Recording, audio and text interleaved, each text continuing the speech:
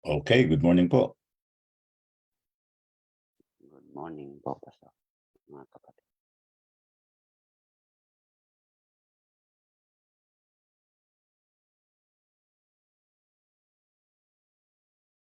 Okay po. Isang mapagpalang Sunday morning po sa lahat. At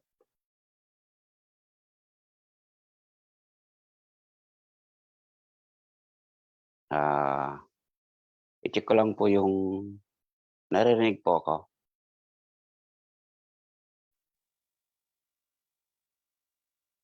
Yes bro, maliwanag, malinaw. Okay po, Pastor. Okay po. Ang mga vessels, mga kapatid po na gagamitin po ngayon ay sa presider po. Ako po ang yung lingkod, si Brother Nabo. Praise and worship in si Sister Lolit po. Pastoral prayer si Sis Mika Insela. Tapos offering si Sister Mary Ann Lareta. Bible reading po si Brother Dirk Insela. At ang message po si our pastor Juju Asik. So muli po, isang mapagpalang umaga po sa lahat, sa mga nakakonek po dito sa Zoom at sa Facebook Live. Isang mapagpalang umaga po sa ating lahat. At babasahin ko lang po sa Genesis chapter 2 verse 1 to 3. Ang sabi po dito, basahin ko po sa NIV version. Gayon nilikha ng Diyos ang lupa, ang langit at lahat ng bagay na naroon. Sa loob ng 6 na araw, tinapos niyang likhain ang lahat ng ito at siya ay nagpahinga sa ika-7 araw. Pinagpala niya ang ika-7 araw at itinangi sapagkat sa araw na ito siya nagpahinga matapos likhain ang lahat. Amen. So, sa araw na ito, ating purihin at sambahin. Ibigay natin ang ating puso na mapapurihan at mabigyan ng kagalakan ang ating Panginoon. At tayo po'y manalangin upang i-commit natin ang ating gawain sa ating Panginoon. Dakilang Diyos na makapangyarihan sa lahat, muli Panginoon, sa umagang ito, ikaw ay aming itinataas, ikaw aming pinapapurihan, ikaw ang aming dinadakila, O God. Walang imposible sa iyo, Panginoon. You are all powerful, God. Lord, sa umagang ito, Panginoon, pakalinisin mong bawat isa sa amin upang maging karapat-dapat kami, Panginoon, sa paglapit sa iyong banal na harapan, Panginoon. Maging kalugod-lugod kami sa iyong harapan, O God. Sa aming pagpupuri, sa aming pagsamba sa iyo sa umagang ito, Panginoon. Lord, salamat sa mga nagdang araw, Panginoon, na iyong pinagkaloob sa amin, Panginoon. Salamat sa kalakasan, sa protection, Panginoon, na iyong pinagkaloob sa bawat isa sa amin, Panginoon. At sa araw na ito, Panginoon, ay ikaw ay aming dadakilahin, Panginoon, pupurihin, Panginoon, na kami sama-sama, Panginoon, even though magkakalayo kami, Panginoon, but sa pamamagitan ng connection, Panginoon, ay pag-isain mo ang puso ng bawat isa sa amin, Panginoon, upang ang aming presensya sa iyo, Panginoon, ay magkaroon, Panginoon, ng unity, Panginoon, sa aming pagpupuri, Panginoon, sa iyo sa umagang ito, God. Lord, salamat din, Panginoon, sa oras ng bawat isa sa amin, Panginoon, sa pagbibigay mo, Panginoon, ng pagre-remind sa bawat isa sa amin, Panginoon, ng nasa araw na ito, Panginoon, ay araw, Panginoon, upang ikaw ay aming purihin at sambahin, Panginoon. I-bless mo, Panginoon, ang gawain na ito at ikaw ang maitaas, Panginoon, sa bawat buhay ng bawat isa sa amin, Panginoon. Lahat, Panginoon, ng gagamitin mo, O God, sa umagang ito ay gamitin mo, Panginoon, na pagdaluyan ng iyong pagpapala, Panginoon, sa umagang ito. Lord, sa umagang ito, sama-sama po kami, Panginoon, na lumalapit sa iyo, Panginoon, na may mababang puso, God, upang sa oras na ito, Panginoon, ay maging kalugod-lugod kami sa iyong harapan, O God. Lord, pagpalain mo ang bawat isa sa amin. Gayon din, Panginoon, ang lahat ng nanonood, Panginoon, sa Facebook Live, Panginoon. At sa connection na ito, Panginoon, dalayan ko na i-bless mo ito, Panginoon, upang maging malinaw, Panginoon, ang connection ng bawat isa, Panginoon. Alisin mo, Panginoon, kinakas out namin, O God, ang lahat ng gawa ng kaaway, Panginoon, pagkat ang gawain na ito, Panginoon, ay banal at sa iyo lamang, Panginoon, ang gawain na ito, Panginoon, at walang puwang, Panginoon, ang kaaway, O God, sa gawain na ito. Salamat, Ama, ikaw ang maitaas sa aming gawain na ito. Pinupuri ka namin, sinasamba at dinadakila. Ito po ang aming dalangin sa tayong pangalan ng aming Panginoong Hesus. Amen. At Lord, salamat, Panginoon, sa kabutihan mo sa buhay ng bawat isa. At to God be all the glory po. At dadako na po tayo sa praise and worship to be led by Sister Jonah Asi.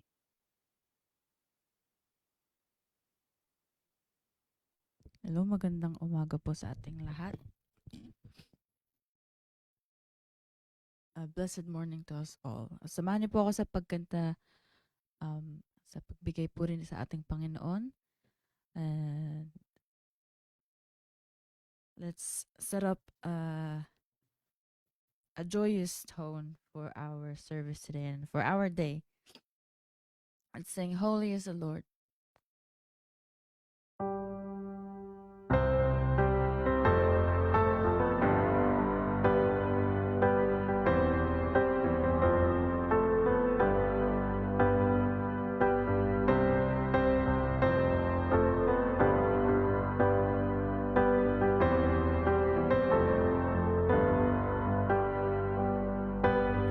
We stand and lift up our hands, for the joy of the Lord is our strength.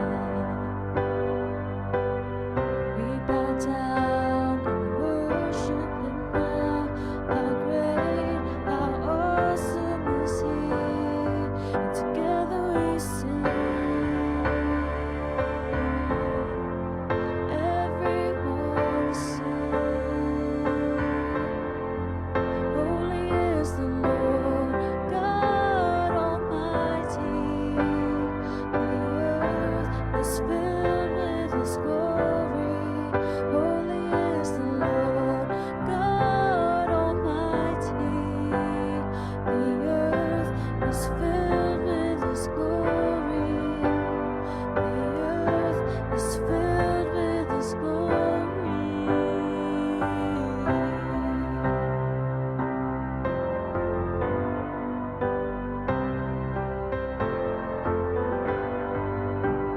We stand and lift up our hands, for the joy of the Lord is our strength.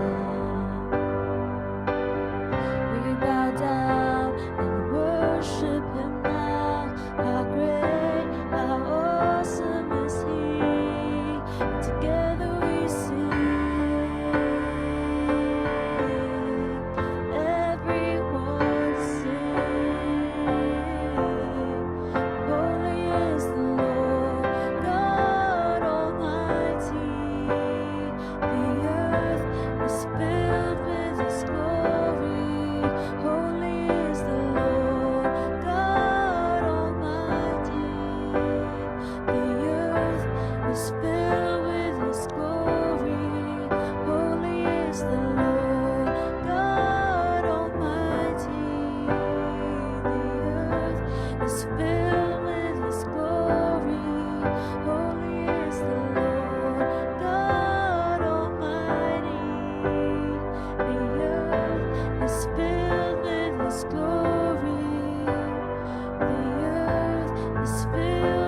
His glory.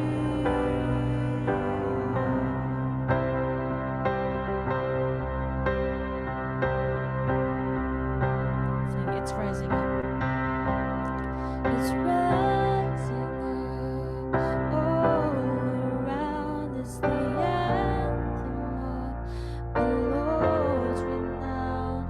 It's rising up all around. It's the anthem of the Lord's renown. It's rising up all around. It's the anthem of the Lord's renown. It's rising up all around. It's the anthem of the Lord's renown. Together we sing. Everyone sing. Holy is the Lord God Almighty. The earth is filled with His glory. Holy is the Lord God Almighty. The earth is filled with His glory. Holy is the Lord God Almighty. The earth is filled with His glory. Holy is the Lord God Almighty. The earth is filled with His glory. The earth is filled with His glory. The earth is filled with His glory.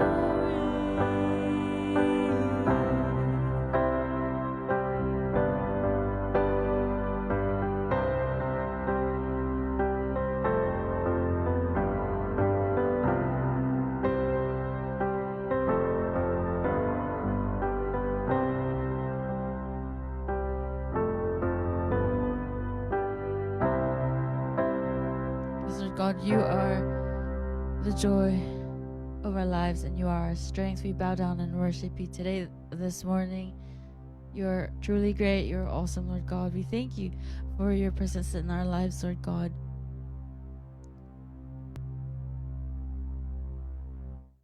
Po namin kayong nararamdaman, Lord God, sa kahit na maliliit pong bagay, Lord God. We feel you.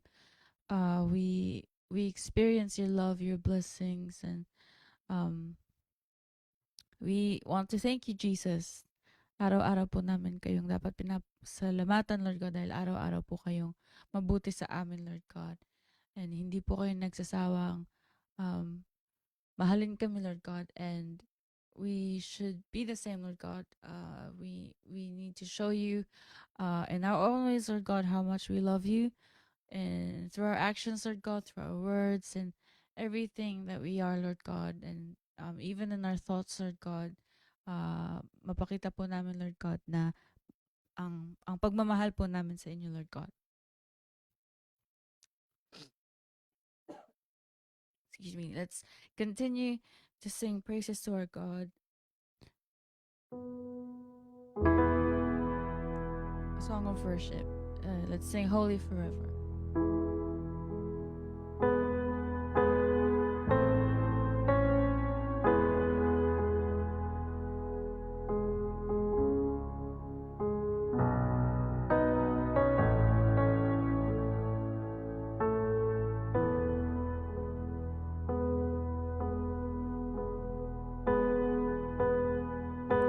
A thousand generations falling down in worship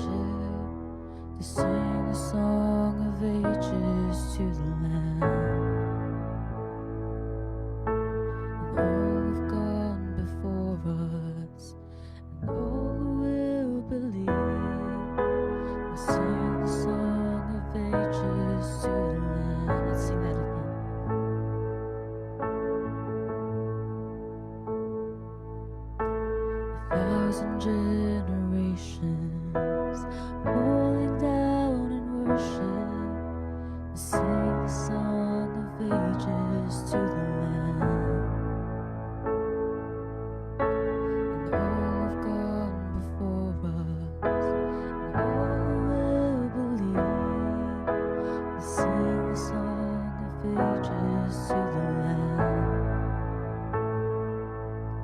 Your name is the highest, your name is the greatest, your name stands above them all thrones and dominions, all powers and positions. Your name stands above them all, and the angels cry, holy. All creation cries, holy. You are lifted high, holy, holy forever.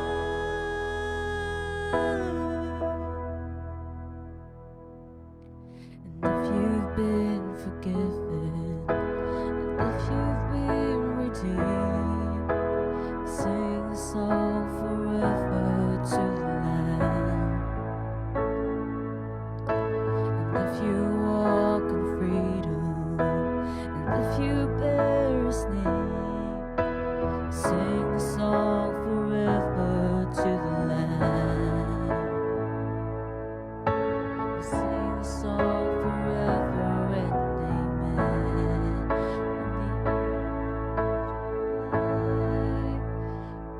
Holy, all creation cries, holy. You are lifted high, holy, holy forever. Your people sing, holy to the King of Kings. Holy, you will always be. Holy, holy forever.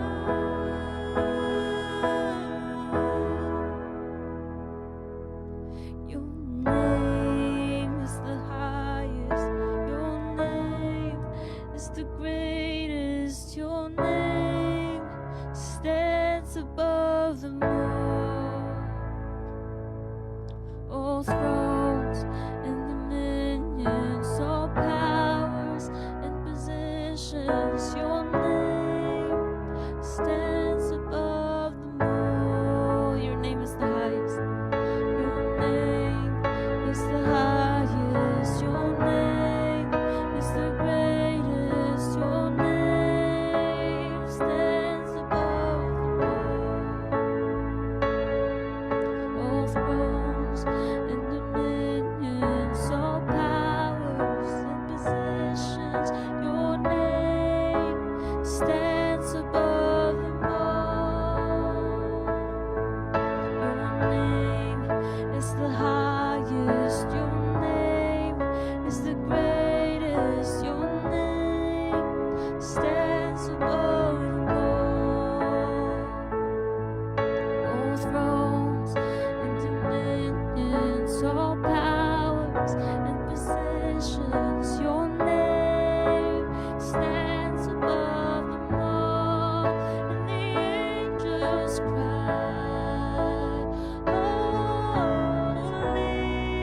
All creation cries, holy. You are lifted high, holy, holy forever. Your people sing, holy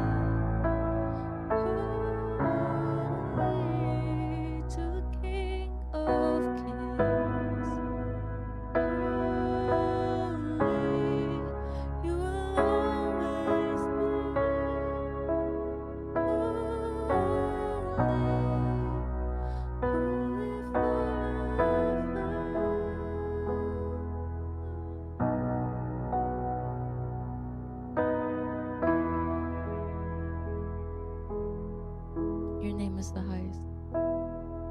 Your name is the highest. Your name is the greatest. Your name stands above them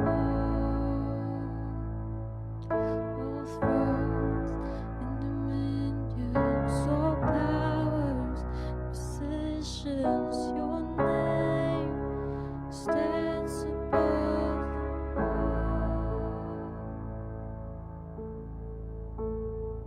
Yes, Lord God, your name is the highest, your name is the greatest. Your name stands above them all thrones and dominions, all powers and positions. Your name stands above them all. We lift your name up high, Jesus, and we thank you and we honor you this morning. In Jesus' name, we pray. Amen. Okay.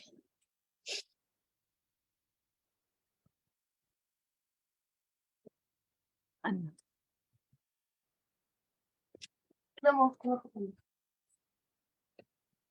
Yep. All right, let's all bow down our heads in prayer. Dear Heavenly Father, Lord, you are an amazing God. We come to you this morning with humble hearts to hear your word. We lift your name. Please forgive us for anything we have done that has displeased you and cleanse us of our sins, Father. Thank you, Lord, for this day that you've given us. Thank you for each and every person in this call. Thank you for the past week of protection and blessings. We thank you, Lord, for the life you have given us and the message that we will listen to today. Lord, we thank you.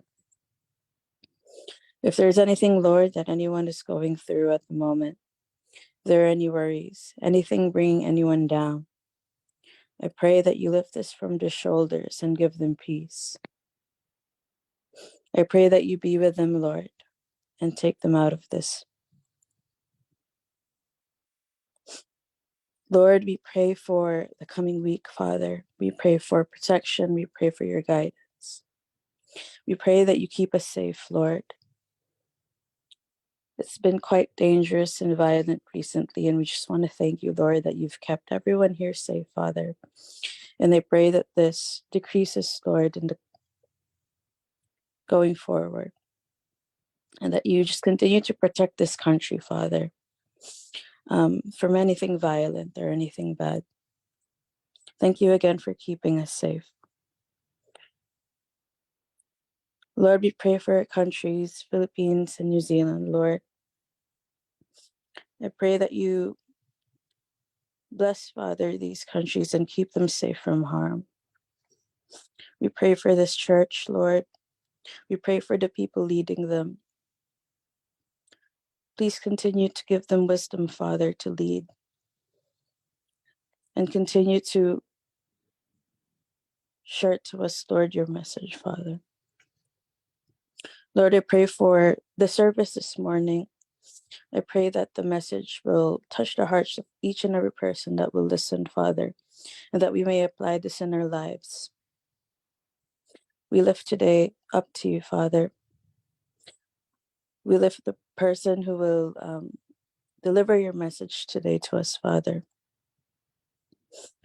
And I pray that you just continue to be in our presence this morning as we listen to your message.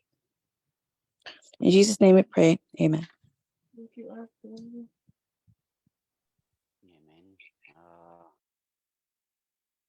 Salamat po sa praise and worship by Sister Jonah and sa panalangin ni Sister Mecca. So dadako na po tayo sa announcement.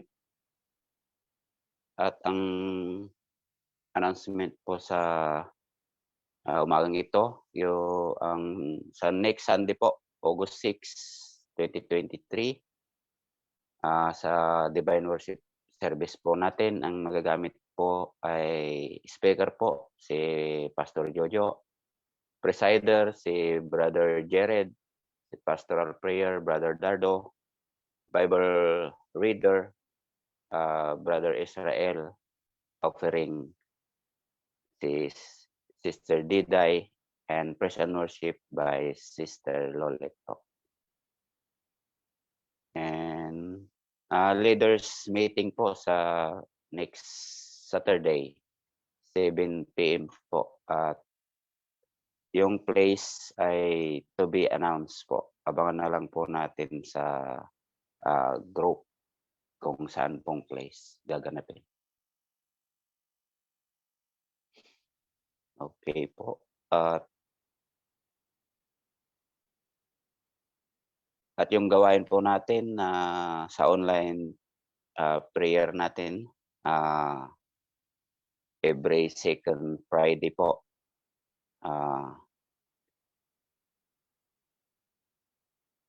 Ang magagamit po ay si opening prayer, Sister Teresa, at ang maglilid po sa atin si Sister Vicky. Prayer for Thanksgiving po. Tingnan na lang po natin yung natin mga sa pagpo-post po sa group kung sino po ang magagamit sa prayer meeting po natin.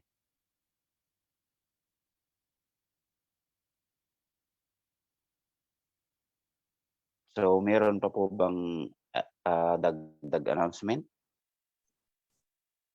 Okay, salamat. Hello, good morning po. Pastor Sister Nina po ito. Okay, sige. I-correct ko lang po yun sa prayer meeting. I think yung old slide po yung napakita siguro. So, kasi inaantay ko pa yung confirmation nung mag-share kasi because of her condition, no? So, ang mag-share po potentially po sa 4th of August ng ating next online prayer ay si Sister Lolit. And ipopost ko na lang po yung the rest of the lineup ng prayers. Maraming salamat po. Okay, salamat. Further announcement para doon sa ating place. So, merong development. So, hindi natuloy yung pag-aayos sa target hole. Ang challenge lang natin ay hindi lang natin magagamit yung room. So, pwede tayong mag-service doon. Ang ano lang ay yung mga yung paglalagyan ng equipment. Yung further details pag-usapan natin Sabado doon sa ating meeting, sa leaders meeting sa 7:00 ng gabi. Okay, yun lamang po. At tingnan din natin kung we will continue yung place or hanap tayo ng lugar, no? Kung saan man lugar na okay sa ating lahat. So,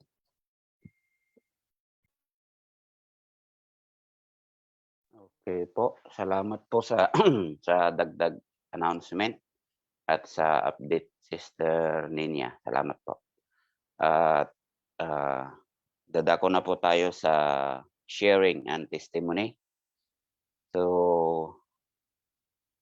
open na po sa lahat kung sino po ang mag-share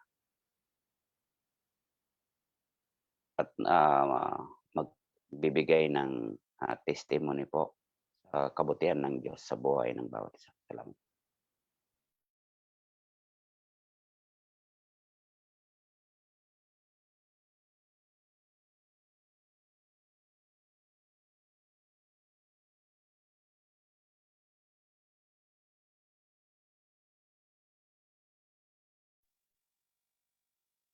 Okay po. Wala po bang mag-testify?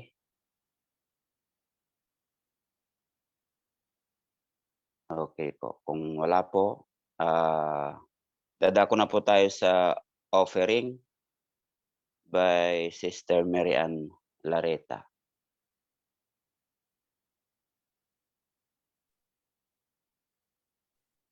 Good morning po sa ating lahat. Tayo po ay manalangin para sa ating offering. Lord, maraming salamat po ngayong umagang ito, Panginoon. Narito po ang iyong mga anak upang ito ay pasalamatan at papurihan, Lord. Lord, maraming salamat po, Lord, sa pinagkaloob niyo po sa aming araw-araw ng mga blessings, Panginoon, hindi lang sa material na bagay, kundi sa spiritual, Panginoon. Lord, salamat sa paggabay niyo po sa aming Panginoon. sa pang-araw-araw namin, Lord, sa buong linggo na pag-iingat niyo po sa amin, Lord. Maraming salamat po, Lord.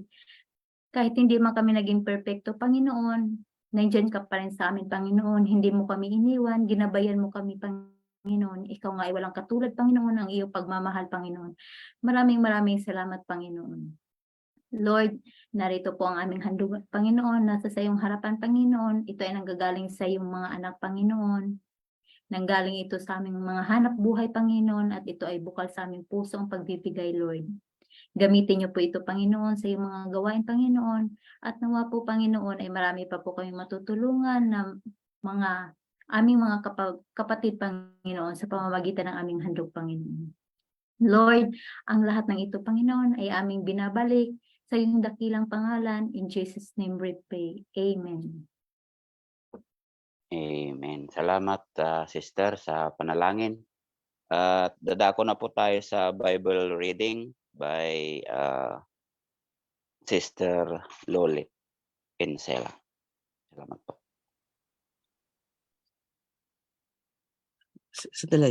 Sandali lang po.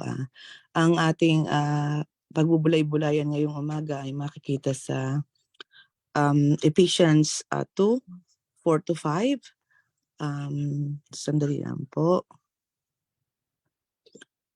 At sinasabi sa kanyang salita, but because of His great love for us, God, who is rich in mercy, made us alive with Christ even when we were dead in transgressions. It is by grace you have been saved. Salamat po sa pagbasa ng kanyang banal na salita ngayong umaga. Amen po.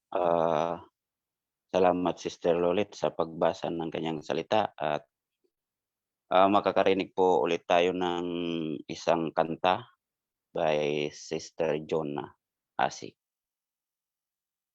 bago tayo makarinig ng mensahe galing sa ating Panginoon sa pamamagitan ni Pastor Jojo. Salamat po.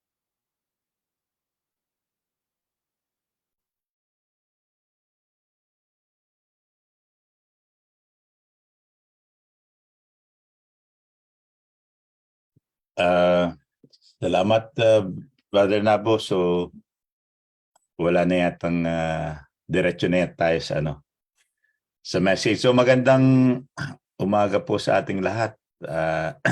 Happy Sunday. Salamat sa Panginoon. Malalakas tayo at patuloy na nagkikita-kita kahit dito sa Zoom. And hopefully sa next Saturday, tayo ay magkita-kitang muli para pag-usapan natin ang mga kaayusan ng mga gawain. So tayo po ay nasa huling Sunday na ngayon, and ang ating ito na yung pinaka-conclusion ng ating pinag-aralan. It's about restitution, no? Ito yung pinag-aralan natin for the past 4 weeks.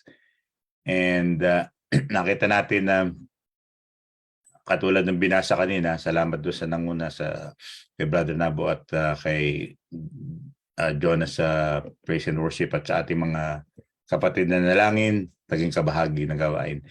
Ay nakita natin talaga yung kabutihan ng Panginoon, no? Katulad nga ng binasa sa episode 2, no? Napakasagana ng habag ng Diyos at napakadakila ng pag-ibig niya sa atin, na tayo ay dahil sa kanyang mercy, tayo ay naligtas, tayo ay nagkakaroon ng buhay, pinagpapala niya tayo sa araw-araw sa ating mga ginagawa, sa mga gawain natin, sa work, sa yung ating family, yung ating mga anak, magulang. Nagkakaroon man tayo ng mga problema, may mga nabibigyan naman tayo niyan ng comfort, ng love, ng understanding. And the good thing about God's mercy, no, ang ginawa ng Panginoon, binuhay niya ang ating Panginoong Jesucristo nung tayo yung mga patay, tayo binuhay. Although tayo ay lagi tayong sumusuway, pero ang God's mercy ay nandoon, no? Binabalik niya tayo palagi. At buhay ang Diyos dahil sa Kanya, tayo ay naligtas dahil sa Kanyang kagandahang loob. So balikan po natin yung 4 na slides na paano natin makikita yung God's mercy and by the grace of God doon sa mga nakarinig ay maalala to, o kung hindi man niya narinig ito ay makita natin sa buhay natin, yung sa buhay ng mga 4 na karakter na to na ating babalikan, yung kabutihan ng Panginoon, yung mercy ng Panginoon. And bakit ba sila ay palaging inuulit ang kanilang mga testimony, ang story nila, yung life nila, para makita natin yung kabutihan ng Panginoon na nais niyang ipadama sa atin. No? Tayo muna ay manalangin bago tayo po magpatuloy sa konting saglit na to. Natin pong magbubulay-bulayan. Aming Diyos, dahil sa iyo kami ay nagagawa namin ng mga bagay na maayos, na may kaayusan, at kami ay nakakapag-worship sa iyo. Ang spirit mo ay nadadama namin, ang banal na espiritu mo ay kasama namin sa pag-worship ngayon, sa pag-awit, sa pakikinig, sa pag-share, sa pag-meet, Lord. Lahat ito ay mula sa iyo, Panginoon. Salamat po sa buhay, sa kalakasan, at sa gagawin mo pang blessings sa amin in spite of our weaknesses and our transgression. Nandun ka. Patuloy na umunawa ka sa amin at nagpapalakas ka sa amin, Panginoon. Tunay na ikaw ay makapangyarihan, at nawa, Panginoon, ang Espiritu Santo na nagmumula sa iyo ay iparanas mo sa amin upang kami ma-empowered today at ma-feel namin, Panginoon, ang iyong presence. In the mighty name of Jesus, ang victory ay kiniklaim na namin ngayon at tinatalian namin ang gawa ng kaaway. Sa pangalan ni Kristo Jesus, Amen. Amen. So, ang restitution, mga kapatid, tuloy pa ay makikita natin ito ay an act of restoring or sabi doon, or compensating for losses or harm caused to someone. Ito po yung definition ng restitution. But in restitution in the biblical sense, makikita natin, the first point na makikita natin kung matatanda natin, ito yung ginawa ng Panginoon kay Zacchaeus, no? Yung the first point na pinag-aralan natin ito nung the first Sunday, na kung titingnan natin, na makikita natin sa Luke 18:11 that ang mga Pariseo ay kahit sa kanilang pananalangin ay makikita natin dito na sila ay itinutulad sa mga robbers, evildoers, adulterers, no? Ito po yung sa prayer ng ng Pariseo. And si Zacchaeus ay isa siyang tax collector, and meron siya ay sa eyes ng mga Pariseo at ng mga tao, siya ay greedy and sinful.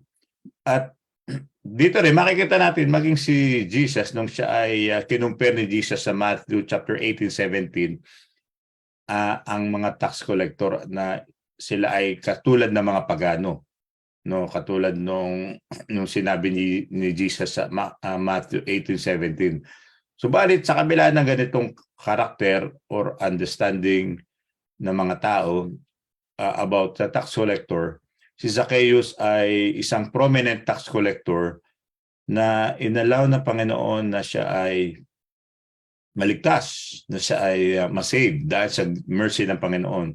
Ito ay an act of God, ang mercy ng Panginoon, no? Ang makikita natin dahil yung si Zacchaeus, bakit na-recognize yung kanyang ginawa, no? Siya umakyat sa puno ng sycamore upang gusto niyang makita ang ating Panginoong Jesucristo na siya dadaan doon sa kanilang lugar. So yung kanya ang nag-caught ng attention dito ay yung kay Jesus, yung passion ni Zacchaeus, no? Ni-recognize ng Panginoon, na-recognize niya that we need Jesus, na kailangan ni Zacchaeus si Jesus. And nakita din ng Panginoon na si Zacchaeus, inaccept niya yung kanyang mga kamalian at nag-take siya ng action. Ano yung take ng action na ginawa niya? Nangako siya na ibabalik niya ng 4 times yung kanya mga kung meron mga nadaya. So ito yung gawain ng Panginoon na i-restore ang mga tao, ibalik sa kanya ang mga tao. But ang point dito na makikita natin mga kapatid ay si Zacchaeus ay meron ding siyang ginawa. But hindi naman siya inutusan ng Panginoon na gawin niya to. But from the bottom of his heart, makikita natin dito na yung action na ginawa ni Zacchaeus ay naging fair at naging kalugod-lugod sa mata ng Panginoon. Ito yung resulta na lamang nung ng sinabi ni Jesus na siya ipapasok sa kanyang tahanan, makikikain.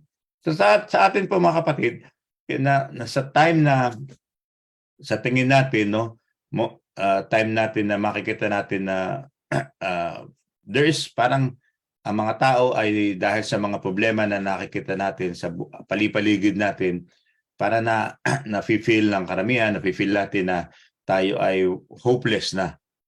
But there is hope. Ang pinapakita rito, itong restitution na ito, there is hope. Kasi si Zacchaeus siya ay makasalanan sa matingin ng madla ng mga tao, outcast siya, and hindi walang nakikisama sa kanya. But pinapakita rito na merong hope sa atin. Merong pag-asa na ang Panginoon ay nandoon, tumitingin siya sa mga tao na nangangailangan, katulad ni Zacchaeus. There's hope and there is power in the name of Jesus, no? Ang gusto ng Panginoon sa atin ay gawin lang natin yung passion na meron si Zacchaeus na suko yung buhay, lumapit muli sa Panginoon at mag-take ng action, no? Ang buhay natin ay ang spiritual journey ay nagpapatuloy. And nagiging successful ang buhay natin if we have Jesus sa puso natin, sa buhay natin every day. Ang Panginoon, nandoon yung kanyang mercy, hindi nagbabago siya. Lagi niyang gusto ang mga tao na makasalanan man o hindi, sa paningin ng tao, nandoon siya. He is ready to restore us, no? Katulad ni Zacchaeus. And the second point na ating tinignan, na yung pong remarkable restoration of Elijah. Ang kaibahan ni Zacchaeus kay Elijah, si Zacchaeus ay kinoconsider siya na isang makasalanan. Si Elijah, sa paningin ng mga Pariseo at ng mga tao, si Elijah, siya ay isang propeta. Siya ay kinoconsider na lingkod ng Diyos. At marami mga miracle na ginawa si Elijah, katulad ng binuhay ang mga patay. At yung mga sumamba kay sa Diyos-Diyosan na ito yung naging daan na pinakita ng Panginoon yung kanyang kapangyarihan. Sino ang mas makapangyarihan dito?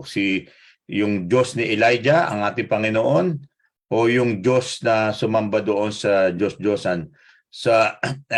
Nakikita natin dito na nagpakita ng kapangyarihan ang Panginoon kay Elijah. Subalit, nagkaroon din ng problema si Elijah rito dahil sa ginawa niya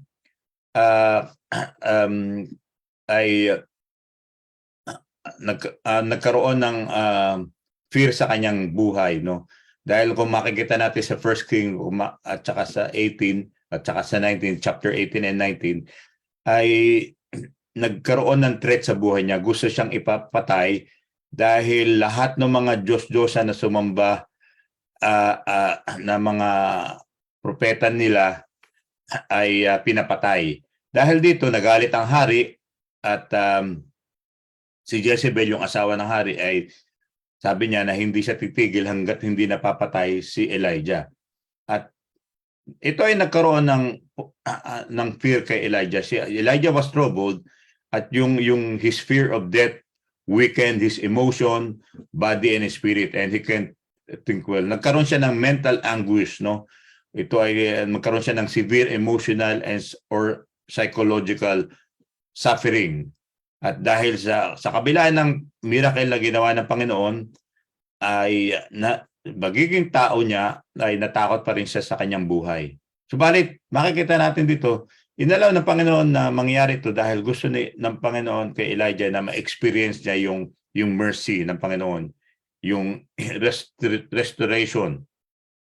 Alam nyo ang ginawa ng Panginoon sa kabila na siya ay maraming mga miracle na ang ginawa ng Panginoon sa pamagitan na ginawa ni Elijah sa pamagitan ng Panginoon, ay ipinadama pa rin ng Panginoon sa kanya na sino pa rin ang mas makapangyarihan. Ang Diyos na makapangyarihan at si Elijah na ginagamit ng Panginoon ay meron pa rin siyang human side, meron pa rin siyang human emotion.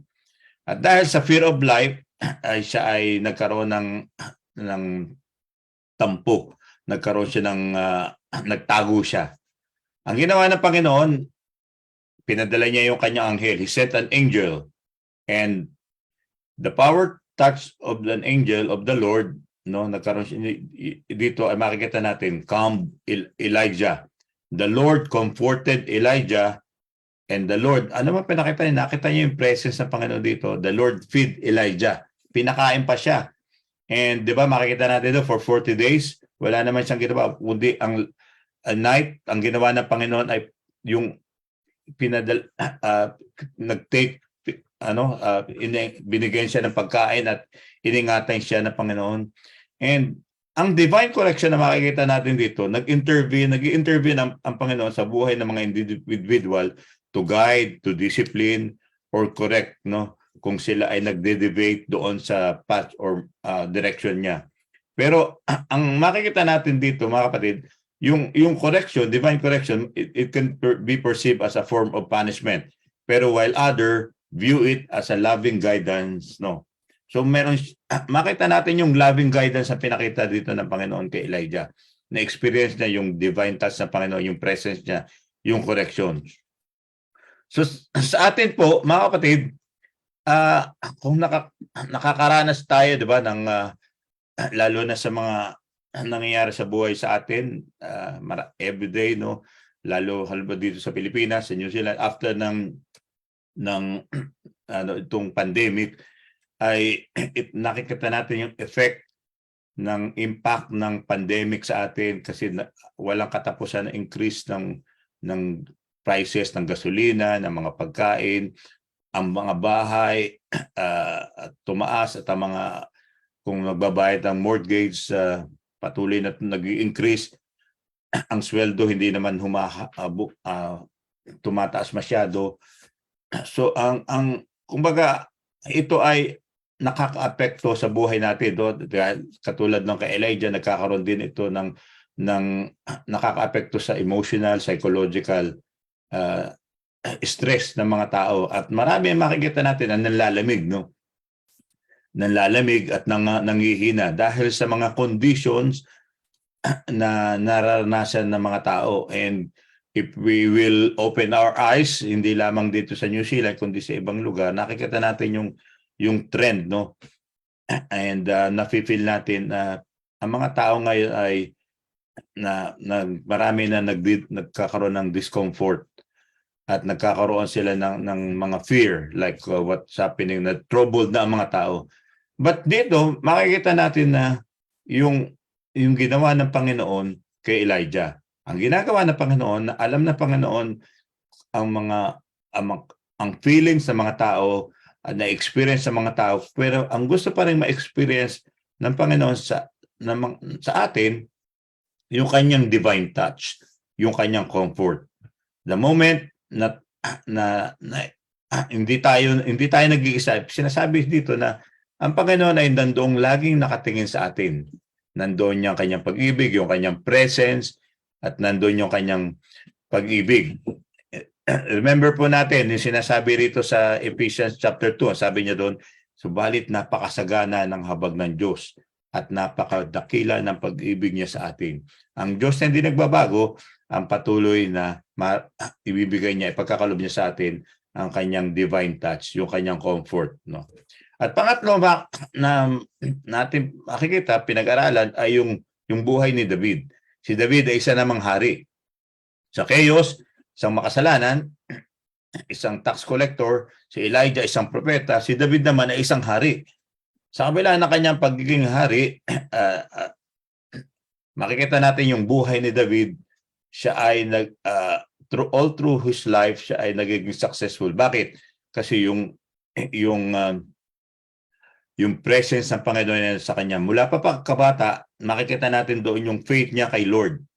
At hanggang pag-akyat niya, pagiging shepherd papunta roon sa pagiging hari, nakita natin yung success na binigay ng Panginoon. Subalit dumating ang time na kung saan ay nagkaroon ng matinding kasalanan si David. Siya ay hindi lamang siya nangalo niya, kundi siya ay naging isa ring murderer. At dahil dito, siya ay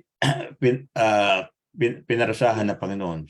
Subalit, ang makikita natin dito ay hindi lang yung kasalanan niya, kundi pinakita yung picture about the man. Makikita natin yung tao, pagiging tao niya. Nang tao ay dumarating ang time, siya ay nahuhulog sa kasalanan, siya ay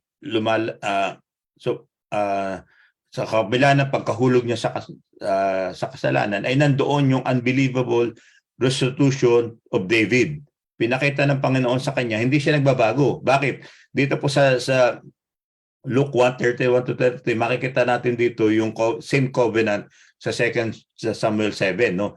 The promise of eternal, of everlasting kingdom.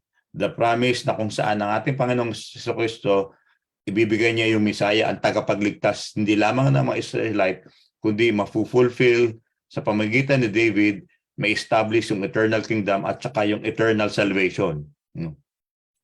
Ang paano nagkaroon ng restitution kay David, no? Makikita natin yung pinadala yung propeta at nakita niya na nirecognize niya yung kanyang wrongdoing, nagrepent siya at dahil doon siya ay nirestore. So the same, kung makikita natin mga kapatid dito, pinapakita pa ulit-ulit dito ni Lord yung kanyang mercy. Alam ng Panginoon na tayo mahina. Alam ng Panginoon na kinakailangan natin ng tagapagligtas. Kaya pinadala niya ang kanyang bugtong na anak upang tayo ay tulungan sa lahat ng ating mga pangangailangan, no? So ang gusto lang ni Lord sa atin ay magpatuloy tayo, no, na lumapit sa kanya at panghawakan natin yung kanyang mga promises, no? Ang promises, ang isa sa promise na makikita natin dito, sinabi niya dito, gusto kong basahin sa inyo dito sa binasa natin sa Ephesians chapter 2, no? Sa 5, tayo binuhay niyang kasama ni Kristo nung tayo mga patay pa dahil sa ating pagsuway. Naligtas ang mga tao nga dahil sa kanyang kagandahang loob. Sa 6, dahil sa ating pakikipag-isa kay Jesus, tayo muling binuhay na kasama niya upang mamunong kasama niya sa kalangitan. Ito yung promise na sinasabi ng Panginoon sa mga Israelita dito sa Isaiah at dito rin sa Luke chapter 1 verses 31-33, no? Ang sabi niya rito na tayo, dahil kung tayo nakipag-isa kay Kristo, na tayo ng mga makasalanan ay pinatawad sa ating mga kasalanan at tayo'y muling bubuhay ng Panginoon, no? Tayo'y muling binuhay. Binuhay tayo dahil tayo namatay dahil sa ating kasalanan, ngunit tayo binuhay ng Panginoon. Si David na nagkasala ay siya muling bubuhay ng Panginoon. At tayo kasama ni David, kasama ni Elijah at ni Zacchaeus, tayo ay kasamang mamumunong kasama niya sa kalangitan. Yun po yung pangako ng Panginoon dito sa Ephesians chapter 2, 4 and 5. So makikita natin dito na ang Panginoon, yung mercy niya ay nandoon. Hindi lang, imagine mo, kasama tayong mamumuno because we are in Christ. We have Christ in our heart, no? We believe in the name of the Lord Jesus, no? So tayo ngayon ay yung restitution niya, yung promise niya, hindi lamang niya ito i-promise kay David, kundi ito i-promise niya sa lahat ng mga nanampalataya sa kanya. Tayo ay magkasamang mamumuno kasama ng Panginoon, no? Tayo muling bubuhay sa mga patay. Dahil dito sa pantang huli, yung last slide natin makikita, last point ay ito po yung pinakahuli na po. Tayo ngayon ay makaka-move forward. Ito ang gusto sa atin, no, na ilagay sa heart natin, sa mind natin, no?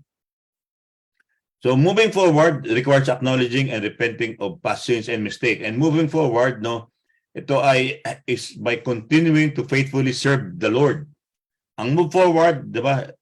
leaving behind, di ba, yung past. Hindi tayo makakapag-move forward kung palagi tayo nandoon sa past natin. Yes, ang past natin ay kasamang tinubos ng Panginoon ng ating mga kasalanan, pinatawad tayo sa ating mga kasalanan. But dito sa last slide, pinag-aralan natin last week yung inspiring story na kung paano si Peter ni-restore siya. Si Peter, nagkaroon siya ng failure. Na-experience niya yung fire of failure. Lahat tayo na-experience natin yung fire of failure. Every day, and most of the sa buhay natin, na-experience natin yung failure. And it is part ng ating life, no? Yung failure. Pero makikita natin, yung part of failure na to, dito tayo nag-grow. So meron palang good points sa failure. Kasi ito yung turning point na kung saan tayo nagkakaroon ng success. Diba? Kung dito tayo nagle-learn, no? Ang gusto lang ng Panginoon sa atin is to persevere sa mga trials na naranasan natin, no? And we move forward. Yung moving forward involves perseverance in the face of trials, sufferings, ang hardship, no? Sinasabi po yun sa James chapter 1, 2-4. And si Peter, after nagkaroon siya ng failure, ano sumunod? Nagkaroon siya ng, he moved forward to the camp of restoration. Nirestore siya ng Panginoon. Ang ginawa lang ni Peter, in-acknowledge niya yung kanyang kamalian at siya ay nagpatuloy. And after na nirestore siya ng Panginoon, he faithfully obeyed the Lord. And ito pa yung maganda na recognition kay binigay ni Peter, no?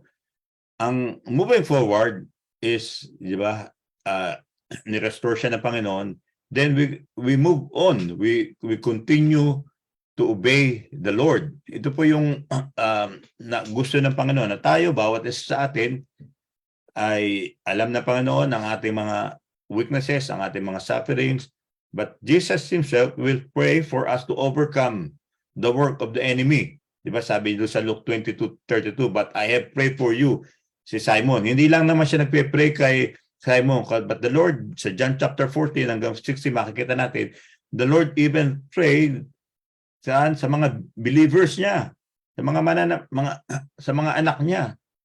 Dahil alam ng Panginoon na ang nag-undergo tayo ng mga sufferings, trials, ang iba ay matitinding persecution. But the Lord, siya mismo ay nag-pray. At hindi lamang po yun, sa John 15, pinadala pa niya yung kanyang Holy Spirit to guide us, to teach us, to love us, to heal us, and for us to move forward. So, tayo mga Kristiyano, ito ang maganda sa atin. Hindi tayo nag-iisa sa laban. Nandoon si Lord sa atin. Hindi tayo nag-iisa kapag dahil kasama natin si Kristo. Si Kristo Jesus ay nasa likod natin, nasa left natin, nasa right natin, at nasa harapan natin. So, ibig sabihin, we are totally protected by the love of God. And ang iwan na lang po natin dito is we need to move forward. Yan po maganda rito, mga kapatid. Restitution is God's mercy, but ang tanong dito na iwan sa atin is, do you want to move forward? Or gusto mo bang ikaw ay left behind? Or do you want to continue? Yeah. Continue what you're doing as long as it will give glory to God, and move forward kasama yung thoughts natin, no? Yung heart natin, yung body natin, yung soul natin. Move forward and be ready to receive, sabi doon, yung kanyang glory, yung kanyang reward. Katulad dito sinabi dito sa chapter 9, chapter 6, gusto ko Ephesians chapter 2, chapter 2 verse 6. Ang sabi rito is, and God raised up with Christ and seated us with Him in the heavenly realms in Christ Jesus, no? Sabi doon sa Tagalog, dahil sa ating pakikipag-isa kay Kristo Jesus, tayo muling binuhay na kasama niya upang mamunong kasama niya sa kalangitan. Ito po sinabi niya, upang mamuno. Diba? Ito yung promise ng Panginoon.